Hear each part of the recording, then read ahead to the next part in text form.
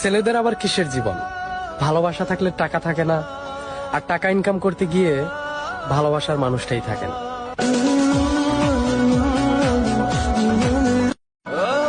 ছেলেদের আবার কিসের জীবন? ভালোবাসা থাকলে টাকা থাকে না, আর টাকা ইনকাম করতে গিয়ে ভালোবাসার মানুষটাই থাকে না। ছেলেদের আবার কিসের জীবন?